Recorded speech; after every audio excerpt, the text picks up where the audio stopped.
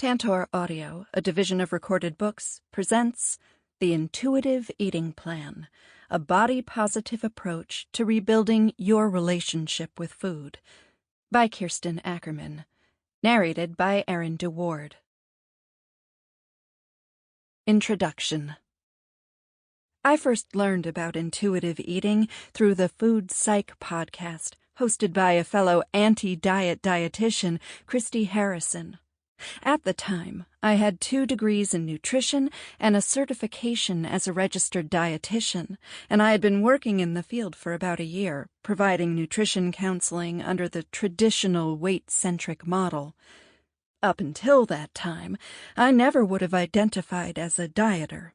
Dieting was something my mother did throughout my childhood, on her various stints with Nutrisystem and Weight Watchers. It was not something I thought of engaging in. In fact, as I unknowingly struggled with disordered eating throughout my late teens and early adulthood, I ironically held a firm belief that diets did not work. Upon learning about intuitive eating, my eyes finally opened to all of the ways in which the diet mentality had long been infecting my relationship with food. With the support of a growing intuitive eating community, I became curious about the guilt and shame I felt around my food preferences and behaviors. I began to question my long-held beliefs about body size and health. I became curious about my inclinations to hide candy wrappers under paper towels in the trash can and bend the truth about how often I ate fast food. I challenged the notion that obsessively tracking calories in MyFitnessPal for the purpose of controlling my body size was a normal, responsible behavior. Upon further inspection, I realized that the diet mentality was rampant in my life.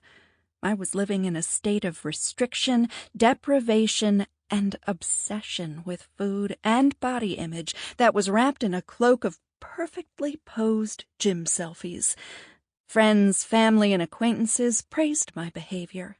They were in awe of my dedication and consistency.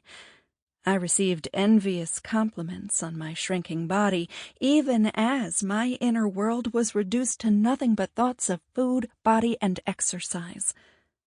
When I learned about intuitive eating, an irrevocable shift occurred. In many ways, relief set in. I wasn't lacking willpower or the necessary motivation to properly maintain the weight loss I achieved for small periods of time. It wasn't that I just hadn't found the right diet yet. No, it wasn't me at all. It was the entire culture that was the problem. And yet, learning about intuitive eating also marked the beginning of a period of time when I felt a bit lost. The blinders had been taken off, and now everywhere I looked I saw diet culture's harmful messaging. It is not easy to feel alone in knowing such a disruptive truth. One of the most common struggles I hear about from clients on their intuitive eating journey is that they feel unsure of how to apply the principles in their lives. It is common to feel lost in the early stages of intuitive eating because we are used to having the clearly outlined, rigid, external guidance of a diet plan, or the glittery version of a lifestyle change. Rules feel safe and can meet an unmet need within us for a sense of control. Whereas diets provide solid, albeit suffocating, rules, intuitive eating brings you back to the wisdom of your body, which is inherently a bit less black and white.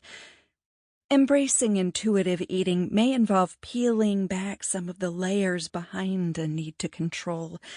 However, the desire for structure on your journey is understandable. In fact, I see the entire framework of intuitive eating as a bridge from the suffocating structure of dieting to the freedom of being in sync with your body. Giving up the diet mentality is a process, a journey. It is not a shift. Sample complete. Ready to continue?